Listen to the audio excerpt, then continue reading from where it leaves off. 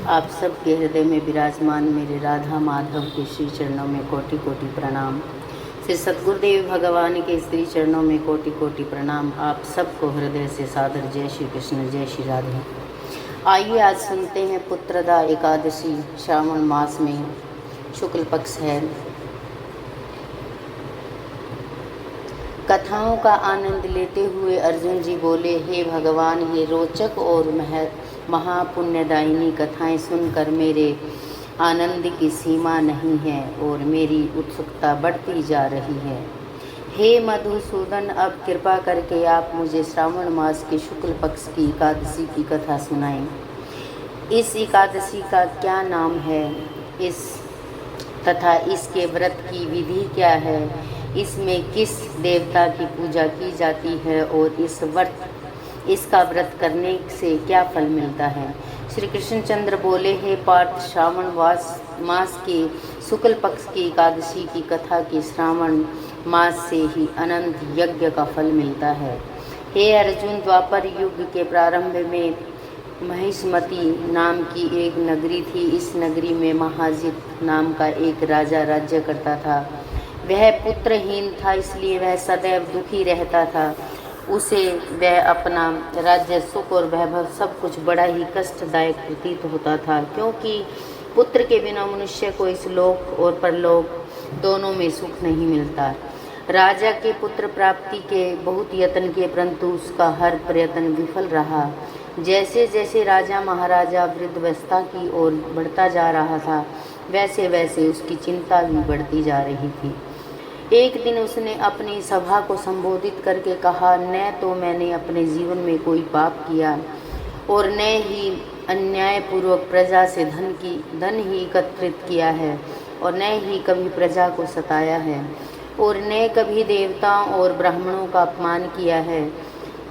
मैंने प्रजा को सदैव पुत्र की तरह पाला है, कभी किसी से द्वेष नहीं किया है, सबको एक समान माना है। मेरे राज्य में कानून भी ऐसे नहीं हैं जो प्रजा में अनावश्यक भय पैदा करे। इस प्रकार धर्म युक्त राज्य करने पर भी मैं इस समय भारी दुख पा रहा हूँ। इसका क्या कारण है, मेरी समझ में कुछ नहीं आ रहा है। आप इस पर विचार करें कि इसका क्या कारण है और क्या इस जीवन में मैं इस दुख से मुक्त हो सकता हूँ। राजा के इस दुख के समाधान के लिए मंत्री आदि वन को गए, ताकि वहां जाकर किसी ऋषि मुनि को राजा की व्यथा बताकर कोई समाधान पा सकें। वहां वन में जाकर उन्होंने श्रेष्ठ ऋषि मुनियों के दर्शन किए। उस स्थान पर वयोवृद्ध और धर्म के ज्ञाता महर्षि लोमस भी रहते थे। वे सभी महर्षि लोमस के पास गए। उन सब ने जाकर उन महर्षि को यथा योग्य प्रणाम किया और उनके सम्मुख बैठ गए। उनके दर्शन से सबको बड़ी प्रसन्नता हुई और वे सब उनसे निवेदन करने लगे कि हे देव, हमारे अहोभाग्य हैं कि हमें आपका दर्शन का सौभाग्य प्राप्त हुआ। इस पर लोमस ऋषि बोले, हे मंत्रीगण, आप लोगों की नम्रता और सद्व्यवहार से मैं अत्यंत प्रसन्न हूँ। आप मुझे अपने आने का कारण बतलाइए। मैं आपके कार्य को अपनी शक्ति के अनुसार अवश्य ही करूँगा, क्योंकि हमारा शरीर ही परोपकार के लिए बना है। लोमस ऋषि के ऐसे अपनत्व भरे वचन सुनकर मंत्री बोले, हे महर्षि, आप हमारे समस्त बातों को जानने में ब्रह्मा से भी अधिक समर्थ हैं। अतः आप हमारे संदेह को दूर कीजिए।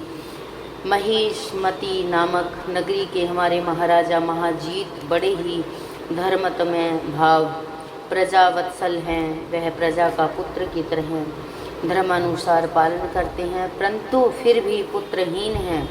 हे महर्षि, इससे वह अत्यंत दुखी रहते हैं। हम लोग उनकी प्रजा हैं, हम भी उनके दुख से दुखी हो रहे हैं, क्योंकि प्रजा का यह कर्तव्य है कि राजा के सुख में सुख माने और दुख में दुख माने। हमको उनके पुत्रहीन होने का अभी तक कारण प्रतीत नहीं हुआ, इससे हम आपके पास आए हैं। आप अपने दर्शन करने हमको पूर्ण विश्वास है कि हमारा कष्ट अवश्य ही दूर हो जाएगा, क्योंकि महान पुरुषों के दर्शन मात्र से ही प्रत्येक प्रत्येक कार्य ही सिद्ध हो जाते हैं। अतः आप हमें बताने का कष्ट करें कि किस विधि से हमारे महाराज पुत्रवान हो सकते हैं। हे महर्षि, यह आपका हम सब पर व हमारे राज्य की प्रजा पर बड़ा ही उपकार होगा।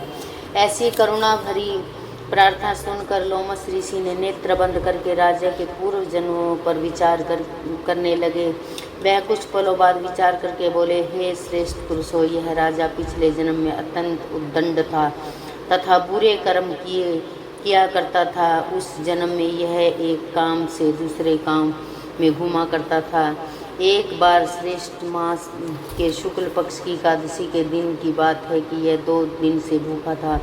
दोपहर के समय एक जलाशय पर जल पीने गया। उस स्थान पर उसी की समय ब्याई हुई गायें जल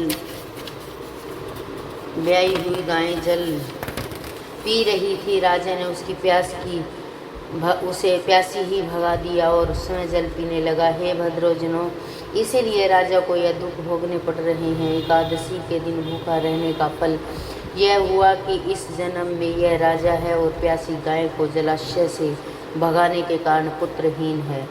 इस पर वे सभी सभासद विनती करने लगे कि हे महर्षि, शास्त्रों में ऐसा लिखा है कि पुण्य से पाप नष्ट हो जाते हैं। अतः कृपा करके आप हमें कोई ऐसा उपाय बताएं जिससे हमारे महाराज के पूर्व जन्म के पाप नष्ट हो जाएं और उन्हें पुत्र रत्न की प्राप्ति हो जाए।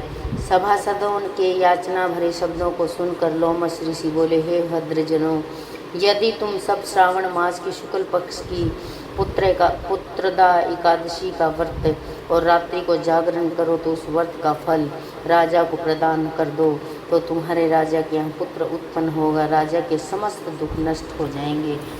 ये उपाय सुनकर सभी सभासदों ने महर्षि को कोटि कोटि धन्यवाद किया तथा उनका आशीर्वाद लेकर अपने राज्य में लौट आए। तत्पश्चात उन्होंने लोमस ऋषि की आज्ञा अनुसार पुत्रदा एकादशी को विधि पूर्वक व्रत किया और द्वादशी को उसका फल राजा को दिया।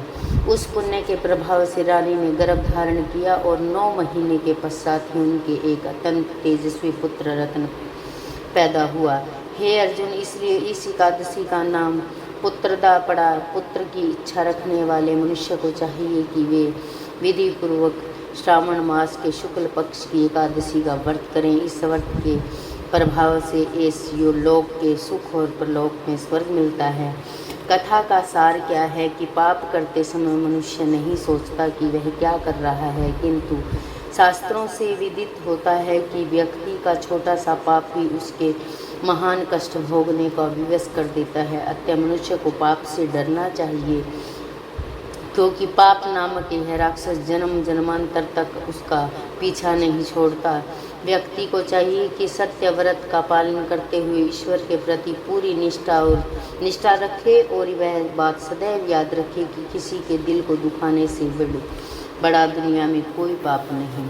बोल वृंदावन बिहारी लाल की जय हो।